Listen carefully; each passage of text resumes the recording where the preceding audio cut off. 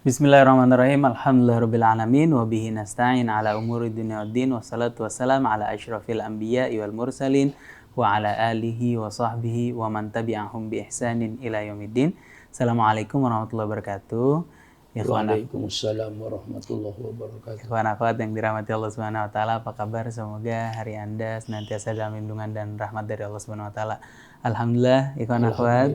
Hari ini kita kembali bisa menghadiri guru kita bersama, al-alim, ulama dari Betawi, Kiai Haji Syukron Ma'mun. Assalamualaikum Kiai. Waalaikumsalam warahmatullahi wabarakatuh. Apa kabar Kiai? Alhamdulillah, sehat-sehat. Alhamdulillah, senang bisa ketemu kembali sama Kiai. Alhamdulillah. Masya Allah, kangen, jujur kangen banget Kiai sama Kiai. Masya Allah. Terakhir ketemu Syawal waktu itu, waktu halal bihalal. Kiai abis pasca operasi waktu itu. Oh iya. Abis dioperasi kakinya Kiai. Masya Allah.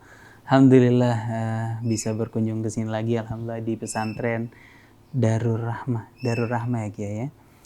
Darur Rahman, pesantren yang dibina oleh Kiai Haji Syukron Ma'mun. Alhamdulillah di kali ketiga hari ini Kiai Syukron akan membahas ikhwan akhwat mengenai liberalisme, sekularisme dan pluralisme ya, Kiai. Yang saat ini mulai sudah bukan lagi tersirat tapi tersurat Kiai ya. Sudah ada di Indonesia, Masya Allah, Alhamdulillah. Sebelumnya Al-Fakir sampaikan salam dari Ustadz Husin bin Hamid Alatas, Kiai. Waalaikumsalam warahmatullahi wabarakatuh. Kemarin juga Gus Faiz, anak Kiai, datang ke silaturahim, Masya Allah. Berbagi ilmu sama pendengar radio silaturahim, Alhamdulillah. Jazakumullah khairan jaza. Mudah-mudahan Kiai Syukron ada kesempatan berkunjung ke sana, mudah-mudahan ada kesehatan. Alhamdulillah, insya Allah. Kiai, bagaimana dengan liberalisme, sekularisme, dan pluralisme? Barangkali bisa dijelaskan berdasarkan Al-Quran dan As-Sunnah. Silakan Kiai. Assalamualaikum warahmatullahi wabarakatuh. Waalaikumsalam warahmatullahi wabarakatuh. Alhamdulillahi rabbil alamin wassalatu wassalamu ala asyrafil anbiya'i wal mursalin sayyidina wa habibina wa syafi'ina wa maulana Muhammad wa ala alihi wa ashabihi ajmain. Subhanaka la ilma lana illa ma 'allamtana innaka antal alimul hakim.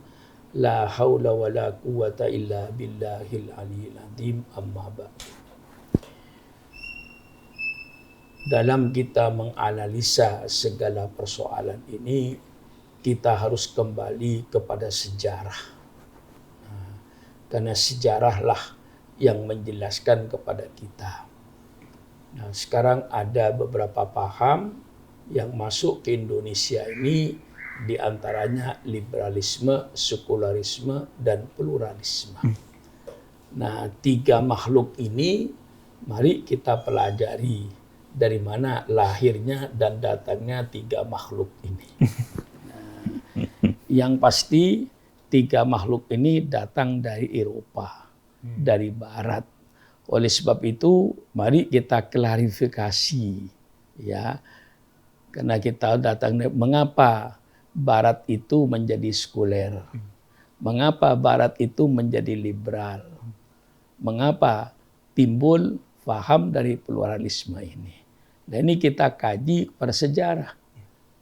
Kalau kita kaji pada sejarah Eropa pada abad pertengahan. Sejarah Eropa pada abad pertengahan itu dikenal dengan The Dark Age, atau abad kegelapan. The Dark Age itu abad kegelapan. Mari kita baca sejarah peradaban Barat ini, perkembangannya, sehingga kita nanti akan mendapatkan pencerahan dari mana liberalisme ini. Setelah ada keputusan dari Imperium Romawi, keluarlah pernyataan yang disebut Edict Theodosius pada tahun 392, di mana gereja Kristen itu dinyatakan oleh Imperium Romawi sebagai agama negara, state religion. Itu pernyataan Theodosius pada tahun 392. Jadi Imperium Romawi itu memutuskan bahwa agama Kristen itu sebagai agama negara resmi, state religion. Nah, setelah itu berkembanglah agama Kristen, tentu karena dinyatakan agama negara, mempunyai peluang dalam mengembangkan dan mengatur gereja untuk semakin jaya. Itu sudah pasti. Nah, pada tahun 476 Masehi, ternyata Imperium Romawi itu hancur. Ya, setelah Imperium Romawi itu hancur, tidak ada lembaga waktu itu yang berdiri tegak kecuali gereja. Satu-satunya yang dijadikan rujukan oleh masyarakat Eropa itu adalah gereja. Nah, perkembangan gereja semakin hebat, semakin berkuasa. Sehingga pada waktu itu gereja tidak hanya menguasai di bidang agama, tapi gereja juga menguasai di bidang ekonomi, di bidang budaya, di bidang politik, bahkan di bidang ilmu pengetahuan. Nah, itu dikuasai oleh gereja. Dan pada waktu barang siapa yang bertentangan dengan gereja, pada waktu itu dianggap heretik, artinya kafir. Nah, kalau sudah kafir, dihukum mati. Nah, itulah sejarah Barat dulu, ya. Jadi bukan Eropa sekarang, bukan gereja sekarang. Yang saya ceritakan itu gereja di abad pertengahan. Termasuk Galileo Galilei meninggal pada saat itu. Apanya? Galileo. Oh ya, itu nanti ceritanya. Oh, iya, siap. Nanti ceritanya. Jadi sehingga karena gereja itu tidak hanya menguasai agama saja, menguasai ekonomi, menguasai ilmu pengetahuan, dan menguasai politik. Sehingga hegemoninya, pengaruhnya itu di segala bidang kehidupan manusia. Dan barang siapa yang bertentangan dengan gereja itu harus berhadapan dengan inkuisisi, yang di situ nama satu lembaga penjara yang sangat kejam. Jadi kalau orang sudah dianggap kafir, dihukum mati. Dan cara menghukum mati gereja pada waktu ada 3 cara. Pertama, mereka itu dibakar hidup-hidup. Bagaimana tidak ngeri, bagaimana orang tidak trauma kalau melihat kita orang dibakar hidup-hidup. Yang kedua, kadang-kadang mereka itu digergaji. Kayak menggergaji kayu, bagaimana tidak trauma pada waktu masyarakatnya. Lalu yang ketiga, inkuisisi itu memelihara harimau. 3 hari tidak dikasih makan, sehingga apabila ada hukuman mati yang dieksekusi, dilempar saja di tengah-tengah harimau itu, sehingga mereka dirobek-robek, dimakan oleh harimau. Ini kekejaman hukuman pada zaman itu. Sangat-sangat tidak manusiawi. Nah, dari keadaan semacam ini timbullah trauma orang Eropa. Sebagian mereka itu trauma dengan agamanya. Nah, itu trauma yang pertama daripada sejarah gereja. Sehingga Galilei, seorang yang ahli ilmu pengetahuan, astronomi, dan Bruno, itu menjadi korban dibakar hidup-hidup. Karena dia beda keyakinan dengan gereja. Gereja berkeyakinan bahwa bumi ini sentral daripada seluruh planet-planet yang berputar ini mengitari bumi, karena di bumi ada mahkotanya Paus Paulus. Itu keyakinan mereka, yaitu keyakinan itu tidak bisa kita bantah, namanya keyakinan orang, ya persilahkan saja kan. Nah, itu hak dia. Nah, itu trauma yang pertama. Trauma yang kedua, sebagian daripada bangsa Eropa itu trauma terhadap kitab suci mereka. Di antara mereka trauma, di antara mereka tidak trauma. Tentu yang menerima doktrin tidak trauma. Sebagian mereka, bangsa Eropa itu, yang berpikiran kritis, itu trauma dengan kitab sucinya. Kita umat Islam menghormati dan memuliakan kitab suci yang diturunkan oleh Allah. baik kitab suci yang namanya kitab Zabur, kita menghormati dan mengagungkan. Kitab Taurat kita menghormati dan mengagungkan, karena itu kitab suci. Kitab Injil kita umat Islam mengagungkan, menghormati kitab suci. Nah, sekarang kitab suci yang ada pada mereka, katakan kalau Injil, sekarang ada 5 Injil. Pertama, Injil Matius yang ditulis oleh orang yang bernama Matius. Yang kedua, Injil Lukas yang ditulis oleh orang yang bernama Lukas. Injil Markus yang ditulis oleh orang yang bernama Markus. Yang keempat, Injil Yahya yang ditulis oleh orang Yahya. Inilah yang diakui oleh gereja. Bahwa ini kitab suci yang sah menurut gereja. Ya kita masih persilakan, itu keyakinan mereka. Kita tidak usah menyalahkan. Ada satu kitab Injil yang dilarang oleh gereja untuk dibaca. Namanya Injil Barnabas. Yang ditulis oleh orang yang bernama Barnabas. Nah, mengapa kitab Injil Barnabas itu dilarang? Karena isinya di dalam itu mirip dengan Al-Quran tentang penyaliban Nabi Isa. Tidak ada perbedaan antara Injil Barnabas dengan Al-Quran tentang penyaliban Nabi Isa. Oleh sebab itu oleh gereja, Injil ini tidak boleh dibaca. Nah, orang yang kritis di Eropa itu sampai sekarang tentu menjadi tanda tanya. Kitab suci yang asli Injil itu yang mana? Kok sekarang menjadi 5? Walaupun yang katanya disahkan 4. Sedangkan yang 4 itu redaksinya tidak sama. Nah, jadi yang kritis di antara orang Eropa yang kritis tentu bertanda tanya. Mana Injil yang asli? Nah, kalau kita umat Islam ditanya, mana Injil yang asli Pak Sugron? Saya jawab, Injil yang asli itu Injil yang firman Allah, yang Allah berikan kepada Nabi Isa untuk disampaikan kepada umatnya. Dan di dalam kitab itu tidak ada perkataan Nabi Isa dan tidak ada perkataan pendeta-pendeta pada zamannya. Murni kalamullah. Itu kitab Injil yang kita hormati, yang kita sanjung. Nah, kalau sekarang Injil menjadi 4, tentu kita ini tanda tanya. Mana yang asli?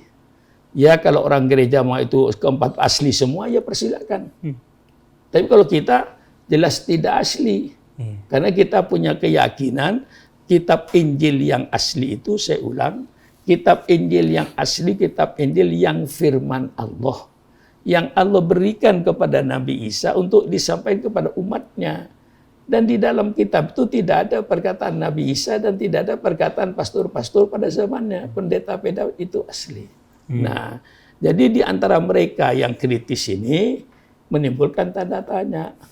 Traumalah mereka di antara mereka. Tentu tidak semua. Yang tidak trauma ya banyak. Yang trauma ada. Nah, ini kalau kita mau klarifikasi sejarah.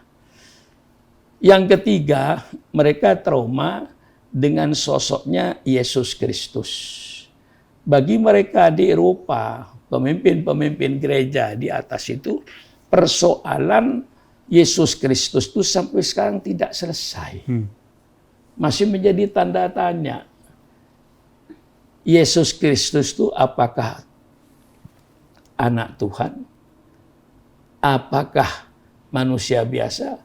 Malah ada yang berpikiran, apakah Nabi Isa Tuhan fiktif? Nah, hanya sebagai simbol. Itu ada di antara berpikir semacam itu. Nah, jadi malah ada yang berkata Yesus itu Tuhan. Tuhan Yesus atau Tuhan Anak dan seterusnya. Adanya teologi yang seperti ini, bagi mereka yang sudah menerima doktrin, ya tentu mereka mantap dengan doktrin itu. Tapi di antara mereka yang berpikiran kritis tentu berbeda. Di antara mereka ada yang berpikiran kritis. Dan kalau Yesus diangkat katakan Tuhan, kok datangnya dunia sudah ada. Jadi bukan dia yang bikin, bukan Tuhan Yesus yang bikin alam ini. Nah, kalau dikatakan Tuhan Yesus itu anak Tuhan, ada di antara mereka yang berpikir secara biologisnya. Nah, berpikir mereka kan tidak bisa dilarang tuh di antara mereka. Mereka yang mantap dengan sosoknya Yesus Kristus, Tuhan atau anak Tuhan, itu sudah nggak menjadi masalah. Tapi mereka yang kritis, nah lalu trauma, kok begini? Bagaimana yang sebenarnya? Nah, kok lalu ada Tuhan Bapa, Tuhan Anak, Ruhul Kudus. Lalu dengan istilah 3 sama dengan 1, 1 sama dengan 3, yang tidak bisa dicerna oleh akal. Yang menurut kita, kalau menurut mereka memang soal teologi itu tidak bisa dicerna oleh akal. Harus diterima, itulah namanya doktrin. Nah, itu ya persilakan. Nah, jadi kita ini tidak usah menyalahkan mereka. Mereka yang sudah didoktrin, ini Trinitas, Tuhan Bapa, Tuhan Anak, Ruhul Kudus, terima. Mereka terima, tenang mereka yang menerima itu. Nah, tapi tidak semua menerima kan?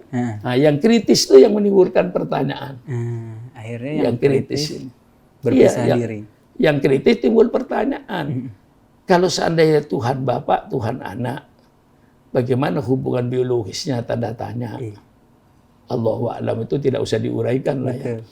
Lalu kalau dikatakan Yesus itu Tuhan, kok datangnya belakangan? Karena Tuhan itu mesti pencipta. Iya benar. Masa yang membuat datang belakangan? Kan tidak mungkin tuh. Pasti lebih dahulu tukang kayu daripada kursi. Iya betul. Logikanya kan? Pasti lebih dulu tukang jahit daripada celana. Betul. Nah, disinilah logika. Di antara mereka yang pakai logika begitu, trauma di antara mereka. Tidak semuanya bangsa Eropa itu trauma waktu itu. Yang sudah menerima doktrin, secara memang teologi tidak bisa diotak-atik dengan akal, yang mereka sudah terima. Nah, tapi di mereka kan ada yang kritis. Jadi pertama kritis trauma sejarah, yang kedua trauma tentang kitab sucinya, yang ketiga di antara mereka trauma terhadap sosoknya Yesus Kristus. Yang keempat, di antara mereka ada yang menerima, tapi tentu yang kritis bertanya lagi tentang penjualan surat pengampunan. Redemption kalau biasanya. Bahwa gereja itu pada waktu itu, kalau sekarang sudah tidak. Nah, pada waktu itu gereja itu bisa mengeluarkan surat pengampunan. Jadi orang kalau sudah datang ke gereja mengaku kesalahannya, tobat, beli surat. Lalu di antara yang kritis itu bertanda tanya, kok yang mempunyai hak mengampuni orang kok orang gereja? Kok bukan Tuhan Bapa? Kok bukan Tuhan Yesus? Nah, itulah yang kritis ya. Ini saya bicara soal yang kritis. Iya, betul. Yang tidak kritis ya sudah terima, selesai. Nah, kita tidak usah mencampuri agama orang lain. Cuman kita bicara soal ini fakta. Kan? Fakta, cerita sejarah ini. Tentang penjualan surat pengampunan itu fakta. Nah, maka ketika itu timbullah yang kritis itu diantaranya berontak. Dipimpin oleh Martin Luther. Nah, jadi Martin Luther itu sangat memusuhi kepada gereja itu. Nah, berdirinya Gereja Vatikan itu di abad pertengahan. Ketika itu seorang kardinal bernama Gregorius, ya, yang mempunyai inisiatif mendirikan lembaga kepausan itu, maka berdirilah Gereja Vatikan, Gereja Katolik ini. Nah, Paus Paulus ini dipilih oleh para kardinal. Jadi kalau Paus Paulus itu meninggal dunia, kardinal kumpul memilih wakil Tuhan.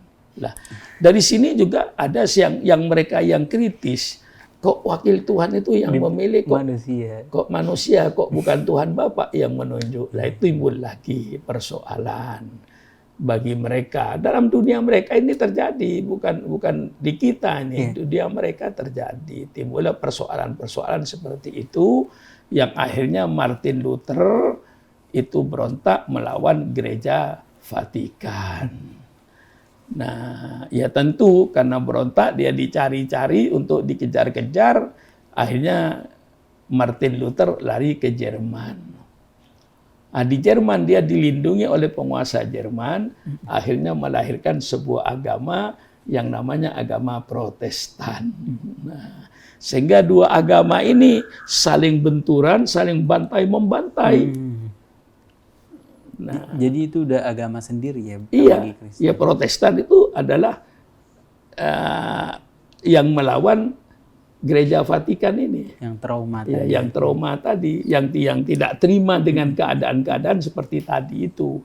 Baik dari segi sejarah dalam soal menghukum orang digergaji, orang dibakar hidup-hidup, dikasih umpan kepada harimau, itu timbul trauma ini. Nah, ini yang tidak trauma ini timbullah yang namanya liberalisme. Mereka yang trauma itu tadi pecah jadi dua, ada yang trauma berani berontak, ada yang trauma tidak berontak. Nah, yang tidak berontak itu lalu melahirkan makhluk, saya kata istilah saya, lahirlah makhluk yang namanya liberalisme. Makhluk hidup bukan? Nah, liberalisme ini dari bahasa Inggris. Liberalisme itu free from restraint. Bebas dari segala ikatan. Nah, ini lalu menjadi sekarang ini jadikan karena mereka trauma tadi ingin bebas. Lalu timbullah liberalisme, kebebasan adalah hak asasi manusia. Nah, secara lahirnya indah perkataan ini. Kebebasan adalah hak asasi manusia. Ini kata-kata yang indah. Iya, betul. Harapan. Pasti semua orang itu menerima. Iya. Karena semua orang itu ingin bebas toh. Betul. Mana ada orang yang tidak ingin bebas? Jadi liberalisme di barat waktu itu karena banyak yang trauma, begitu dijual laku. Iya. Banyak beli. Nah, timbullah namanya liberalisme. Kebebasan adalah hak asasi manusia. Nah, dari segi ucapan dan ungkapan, ini tertarik. Karena semua manusia kan tidak mau dikekang tuh. Betul. Nah, maka laku dagangan ini di barat waktu itu. Iya. Dengan orang-orang yang trauma-trauma itu laku.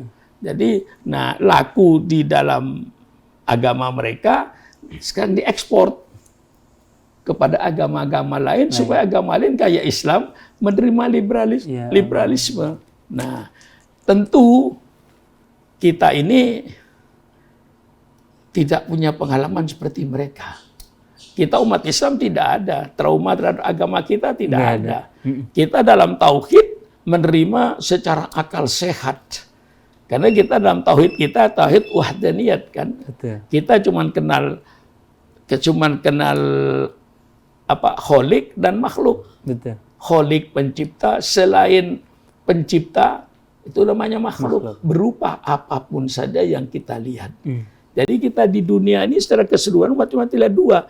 Ini pencipta, ini yang diciptakan. Selain pencipta itu yang diciptakan semua. Lah kita tidak pernah menyembah kepada ciptaan Allah. Betul. Baik berbentuk manusia, baik berbentuk pohon, berbentuk gunung, kita tidak pernah. Karena kita punya akal. Daripada kita menyembah bulan, sembahlah yang bikin bulan. Iya. Daripada kita menyembah matahari, sembahlah yang bikin matahari. Daripada kita menyembah manusia, sembahlah yang bikin manusia. Kita sama sekali tidak trauma dengan keyakinan yang mantap. Lalu kenapa bisa muncul liberalisme dalam Islam? Ya, di dalam Islam mereka tidak tahu sejarah kan. Tidak tahu dari mana sejarah munculnya ini. Dan kalau saya kan tahu sejarah ini. Nah, sehingga seorang tokoh liberalisme di Amerika Serikat bernama Harvey Cox. Dalam bukunya dia menyatakan bahwa liberalisme ini tujuannya untuk membebaskan manusia dari asuhan agama. Nah, ini sangat berbahaya ini. Kalau di Islam berbahaya. Nah, sekarang kira-kira orang yang berada di liberalisme di Indonesia ngerti nggak ini? Kata-kata Harvey Cox ini. Iya. Sekarang orang-orang yang beragama, baik Islam atau Kristen atau agama apapun saja. Kalau Harvey Cox berkata bahwa liberalisme tujuannya untuk membebaskan manusia dari asuhan agama, apa yang akan terjadi di Indonesia ini? Apa yang akan terjadi? Yang bebas dari asuhan agama itu kan binatang tuh. Nah, hanya binatang yang bebas dari asuhan agama. Kalau kita hidup ini, tidak bisa kita lepas daripada ikatan kita kan sekitar kita. Kita sebagai warga negara Republik Indonesia, kita tidak bisa bebas. Kita terikat dengan Pancasila. Kita terikat dengan Undang-Undang Dasar 45. Kalau ingin bebas dari Pancasila dan Undang-Undang, jangan jadi bangsa Indonesia. Ya, setuju. Nah, kita seorang agama. Kita harus menjalankan ajaran agama. Dan bagi Islam itu, umatnya tidak pernah trauma dengan syariat Islam. Dia tidak pernah trauma. Iya. Kita tidak pernah trauma dengan Al-Quran. Al-Quran kita yakini bahwa itu pasti benar dan ini asli. Betul. Sehingga sekarang orang baca Quran di Amerika, orang baca Quran di Depok kan sama Habib. Habib. Sama Yasin wal Quranil Hakim. Orang Jepang baca Quran dengan orang Depok baca Quran sama Qurannya. Betul. Nah, sekarang kita tanya, kalau orang gereja baca Injil sama enggak? Orang baca Injil di Jerman, orang baca Injil di Pakistan, orang baca Injil di Indonesia. Beda. Nah, ini menurut kita deh ya. Yeah. Kita tidak mencela agama mereka. Cuma ini kan fakta tuh. Kalau orang baca Injil di dunia ini, orang Prancis baca Injil tidak sama dengan orang Jerman baca Injil. Orang Jerman baca Injil tidak sama dengan orang Indonesia baca Injil. Nah, tapi kalau bedanya, kalau Islam, orang Jepang baca Quran, orang Amerika baca Quran, orang Jawa baca Quran, semua sama. Alif lam mim dzalikal kitabul la raiba fihi hudal lil muttaqin. Sama. Ini menunjukkan bahwa itu asli. Nah, kita tidak pernah trauma. Kita tidak pernah trauma dengan perintah Allah. Dan kita tidak pernah trauma dengan larangan Allah. Malah kita mantap dengan perintah Allah itu. Bahwa perintah Allah itu maslahatnya kita rasakan. Kita tidak pernah trauma dengan larangan Allah. Karena larangan Allah kita rasakan bahayanya. Contoh misalnya, kita dilarang berzina. Kalau seandainya berzina diperbolehkan, apa bedanya manusia dengan ayam? Apa bedanya manusia dengan kambing? Dan akan terjadilah pembinatangan. Ya. Kalau seandainya perzinahan diperbolehkan. Saya kasih contoh misalnya. Ayam, binatang ayam yang bertelur 6. Begitu ngerem netes. Jadi ayam jago. Karena dia bebas dari asuhan agama. Ketika ayam jantan ini menjadi gede, ibu kandungnya dikawin. Iya. Fakta kan ini? Fakta. Apakah sekarang manusia mau begini? Na'udzubillah. Telur menetes dari ayam betina. Gede-gede, bapak kandungnya kawin dengan anak kandungnya. Bebas dari asuhan agama. Apa kita mau digitukan? Nah, kita tidak pernah trauma. Jadi beda kalau mereka menjadi liberal karena sejarah tadi itu. Sejarah trauma itu. Nah, kalau kita tidak pernah trauma. Misalnya dengan hukum Allah, kita tidak trauma. Orang membunuh dihukum mati. Kita tidak trauma, malah kita mendukung dan wajar. Dan itu paling adil. Gitu loh. Karena yang namanya nyawa itu tidak bisa dibanding dengan apapun saja. Sekarang Habib Isa. Saya kasih rumah kayak istana. Saya kasih mobil Mercedes tipe S600. Nah, kemudian saya kasih duit 10M. Begitu saya serahkan STNK-nya, saya serahkan sertifikat rumah, saya kasih duit Habib Isa 10M, saya potong lehernya. Ya Allah. Mau? Enggak Kiai. Mau enggak? Enggak Kiai. Lu mengapa enggak mau? Kan kehidupan lebih berharga. Nyawa itu tidak bisa dibanding dengan apapun saja. Betul. Ditimbang dengan apapun yang namanya nyawa tidak akan ada yang seimbang. Orang membunuh orang dihukum 20 tahun tidak seimbang. Orang membunuh orang dihukum seumur hidup tidak seimbang. Ya nyawa itu yang adil ya dengan nyawa. Betul. Kalau ada orang berkata, "Loh itu tidak manusiawi hukuman." Loh, kita tanya, orang yang ngerampok, sudah ngerampok memperkosa, setelah memperkosa membunuh, hukuman apa yang paling tepat? Mati. Ya hukuman mati bagi dia, tidak manusiawi. Iya. Kalau kita konsekuen dengan Pancasila ya, konsekuen ya. Iya. Semua manusia yang tidak manusiawi dicabut hak hidupnya dalam negara Pancasila. Orang yang tidak beragama dengan ketuhanan yang Maha Esa, orang yang tidak punya agama di Indonesia itu sebenarnya kalau kembali kepada asli Pancasila dicabut hak hidupnya di Indonesia. Kalau kita mau jujur. Iya. Nah, disinilah. Jadi kita tidak ada trauma. Dan mereka itu trauma. Timbullah liberalisme ini. Kebebasan ada asli manusia. Bagaimana dengan Islam?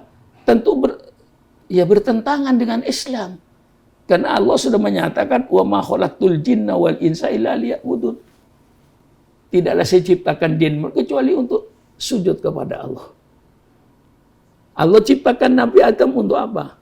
Wa idh qala rabbuka lil malaikati inni ja'ilun fil ardi khalifah. Ketika Allah berkata malaikat sesungguhnya akan menciptakan seorang khalifah manusia yang namanya Adam. Apa khalifah seperti wakil Tuhan?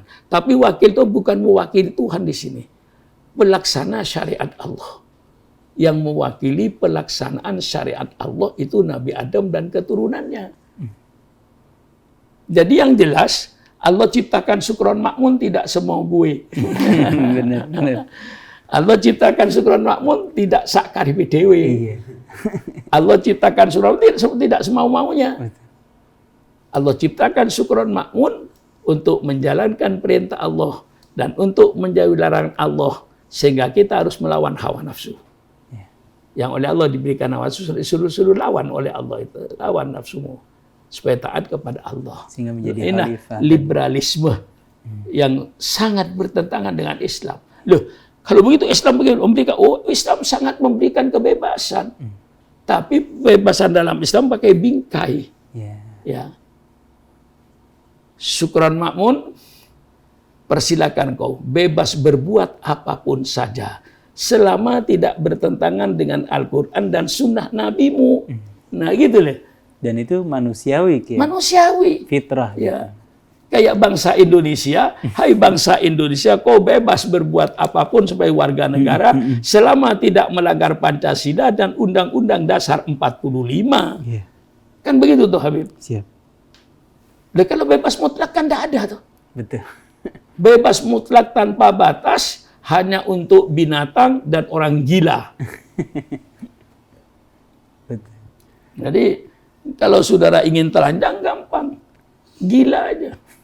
Nggak digugat oleh orang itu. Mau nyolong, orang gila. Lepas hukum. Ada pasalnya. Jadi bagaimanapun kita selaku manusia makhluk sosial, makhluk sosial itu yang tidak bisa hidup sendirian kan, tergantung kepada yang lain. Nah selama kita menjadi makhluk sosial, tidak mempunyai kebebasan mutlak tanpa batas. Dalam muqaddimahnya Ibnu Khaldun, dia menyatakan hurriyatul mar'i mahdudatun bi hurriyati ghairihi. Artinya? Kebebasan seorang itu dibatasi oleh kebebasan orang lain. Saya punya kebebasan, tapi Habib punya kebebasan juga. Betul. Jangan sampai kebebasan saya mengganggu kebebasan Habib. Itu Ibnu Khaldun itu sangat bisa hurriyatul mar'i. Kebebasan seseorang mahdudatun, dibatasi bi hurriyati ghairihi, dengan kebebasan orang lain. Maka tidak ada bebas mutlak itu. Free roam resident itu tidak ada sebenarnya. Kita sebagai warga negara Republik Indonesia bebas, tapi dibatasi. Hai bangsa Indonesia, kau bebas berbuat apapun saja di negaramu selama tidak melanggar Pancasila dan Undang-Undang Dasar 45. Mana kebebasan mutlak? Tidak ada.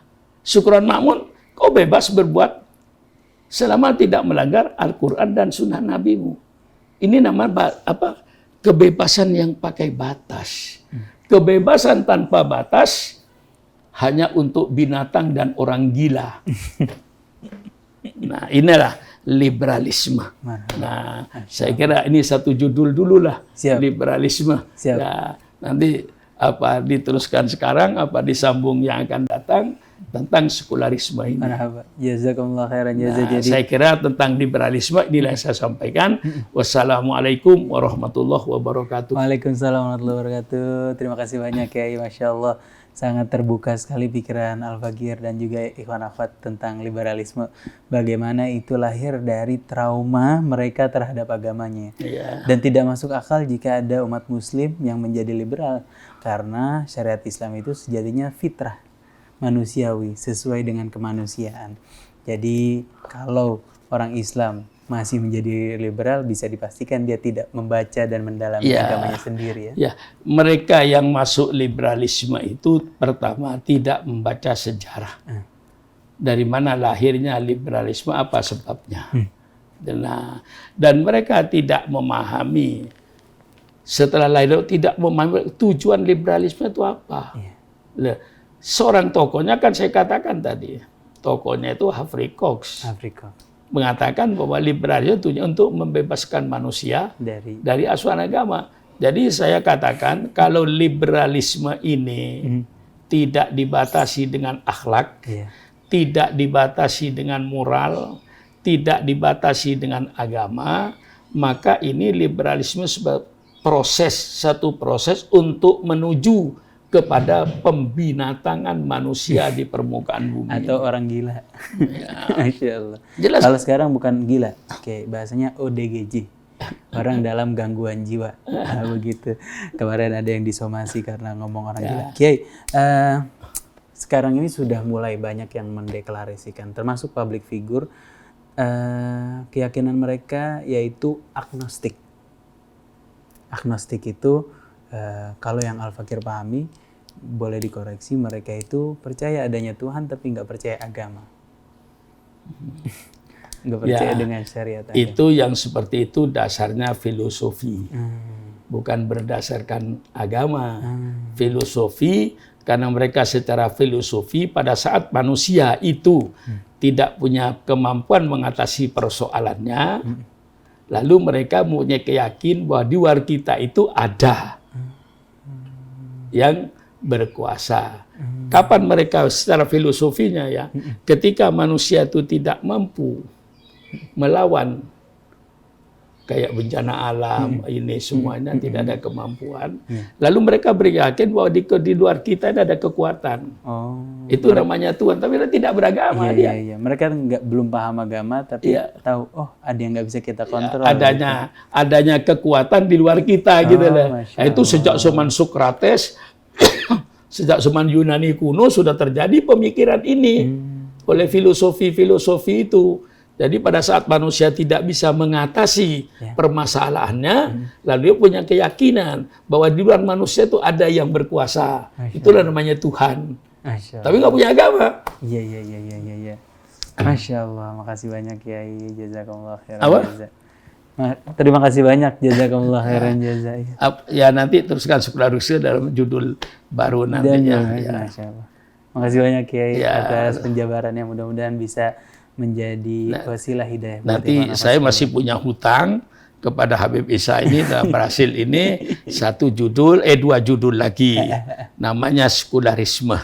Apa sekularisme, makhluk ini dari mana lahirnya, betul. Dan mengapa lahir makhluk ini, nah dan apa tujuannya. Nah itu juga judul yang ketiga nanti mungkin kalau datang sekali lagi, kalau agak siang ya kedua-duanya kita selesaikanlah. Saya bayar kedua-duanya.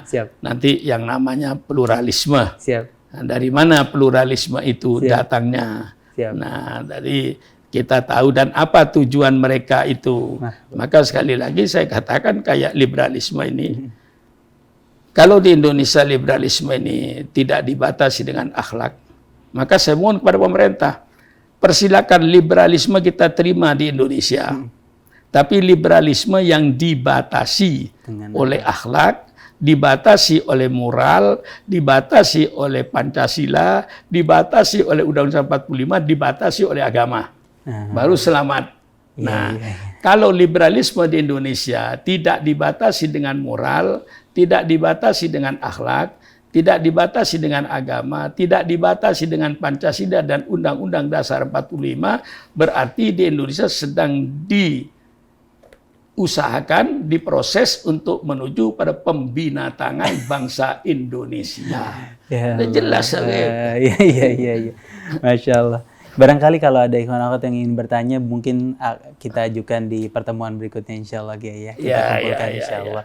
Kalau ada pertanyaan, kumpulkan aja pertanyaannya, nanti saya jawab. Gitu. Boleh, siap. Boleh ikhwan akhwat yang ingin bertanya. Tapi kepada insya Allah dengan analisa saya ini sulit sudah orang jelas, untuk membantahnya. Betul. Insya Allah. Karena saya berdasarkan fakta. Nah, ini sejarah lama, ya, bukan, jangan dihubungkan dengan gereja sekarang, ya. Jangan dihubungkan dengan gereja sekarang. Ini saya cerita dulu pada abad pertengahan yang orang Eropa sendiri menyebut abad itu the Dark Age. The Dark Age. Nah, baru dia menyatakan kita hidup kembali setelah 14. Masya Allah. Nah, orang Eropa sendiri ribat itu kita lahir kembali, hidup lagi katanya. Di abad 14 setelah mengalami kegelapan itu. Itu pengakuan sejarah Barat, bukan saya. Siap. Makasih banyak, Kiai. Buat ikhwan akhwat yang ingin bertanya, boleh di komen di YouTube di bawah. Insya Allah nanti kita akan pilih, kita akan ajukan ke Kiai. Insya Allah 1 atau 2 pertanyaan. Insya Allah. Jazakumullah khairan jazaa sekali lagi Kiai. Semoga Kiai sehat-sehat selalu. Semoga panjang umur, semoga bermanfaat ilmunya, semoga pesantrennya lancar-lancar selalu. Alhamdulillah. Masya Allah, saya tuh takjub setiap kesini Kiai, Masya Allah. Takjub setiap kesini, santri-santrinya sopan-sopan, beradab-beradab, berakhlak semua, Masya Allah. Yang diajarkan. Kita ajar. Masya Allah. Ya, kita tidak mengajar akhlaknya binatang. Yang tidak berakhlak itu kan binatang. Kalau kita kan berakhlak kepada orang tua, kepada guru, kepada yang lebih tua, kepada tamu, kita diajar semuanya oleh Rasulullah itu akhlak. Masya Allah. Bagaimana dengan tamu, bagaimana dengan orang tua, bagaimana dengan guru, semuanya ada akhlaknya. Kecuali ayam. Saya merekomendasi banget buat ikhwan akhwat yang ingin menyekolahkan anaknya nggak jauh dari Jakarta, daerah Jagakarsa di Pondok Pesantren Darur Rahman, ya Kiai ya. Insya Allah. Ya banyak itu, Habib. Ini anaknya kawan saya, anak ponakannya Habib Hud, Masya Allah. Mungkin sekarang ada 5 ya dari Habib ya. Masya Allah. Yang sudah banyak dulu. Yang sudah di Yaman, tamatan dari sini. Iya. Dari Habib itu. Masya Allah. Ya. Masya Allah. Sepupu beliau kawan saya. Secara begini Habib ya, kita ini secara terbuka lah. Kita belajar ilmu kepada siapa saja. Ya kadang-kadang ya ada orang yang terlalu fanatik, orang Madura. Kalau kiainya bukan orang Madura nggak mau ngaji, itu kan nggak benar toh. Betul. Masa orang Betawi kalau kiainya bukan orang Betawi nggak mau ngaji. Kita ini terbuka, siapapun saja kepada orang alim, siapa kita ngaji. Masya gitu. Allah. Itu harus begitu sekarang. Jangan mengapa nggak ngaji? Wah, kata orang Sunda, kiainya bukan orang Sunda, kan tidak benar toh. Betul. Mengapa kamu tidak ada pengajian? Kiainya bukan orang Madura, karena dia orang Madura. Lah itu kan tidak benar semua itu. Jadi kita cari ilmu itu pada siapapun saja. Kiai sendiri asli Madura sebenarnya ya? Apa? Asli Madura Kiai. Iya. Masya Allah. Saya Madura asli ya. Masya Allah. Ayah saya, ibu saya, lahir saya di Madura. Masya Allah. Ya. Cuman anehnya saya mendapat gelar tokoh Betawi. Masya Allah. Masya Allah. Saya punya sertifikatnya tokoh Betawi. Sebagai tokoh Betawi saya ini bukan sebagai tokoh Madura. Masya Allah.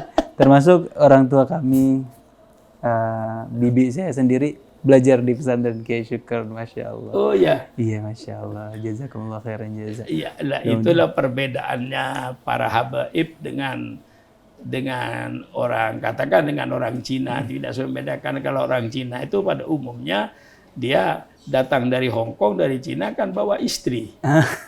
Benar. Ya. Jadi dia tetap keturunan Cina bagaimanapun saja. Nah, kalau para habaib satu pun nggak ada yang bawa istri. Nggak ada. Habaib datang dari Yaman bawa istri itu nggak ada. Semuanya datang laki-laki ke Indonesia. Betul. Jadi semua habaib itu semua habaib. Kalau ditanya neneknya mesti orang Indonesia. Betul. Tanya neneknya ya mesti orang Indonesia. Betul. Kalau saya Sunda. Nenek. Hah? Sunda Nah, nenek. iya, Masya itu Allah. bedanya. Jadi kalau para habaib datang ke sini kita katakan tidak dikatakan keturunan, justru yang keturunan orang Indonesia. Ibunya semuanya sudah Indonesia dan mereka kawin dengan orang Indonesia biasa. Betul, betul. Nah, kalau mereka itu kan secara mayoritasnya Cina itu masih kawin dengan Cina dan dari negerinya bawa perempuan. Jadi kalau ketika dikatakan keturunan Cina, iya wajar. Nah, kalau orang Arab dikatakan keturunan Arab, ya kurang wajar. Betul, betul. Masya Allah. Sebabnya ibunya sudah Indonesia. Maka saya tantang semua habaib. Saya bilang, kalau saya tanya, siapa nenekmu? Kalau nggak ngaku orang Indonesia, bukan habaib. Atau baru datang mungkin. Atau baru datang. Baru datang, ya. Mungkin. Kalau yang sudah di sini semuanya. Iya, benar. Habib Hussein Bungur kawinnya di Cikini. Betul. Iya. Betul ya Allah. Makasih banyak ya sekali lagi, sudah. mudah-mudahan Terima kasih, bermanfaat. Ikhwan akhwat yang dirahmati Allah Subhanahu wa taala, begini akhir perjumpaan kita, mudah-mudahan ada pertemuan-pertemuan berikutnya. Mari sama-sama kita tutup dengan baca doa kafaratul majelis. Subhanakallahumma wa bihamdika asyhadu an la ilaha illa anta astaghfiruka wa atubu ilaik. Wassalamualaikum warahmatullahi wabarakatuh.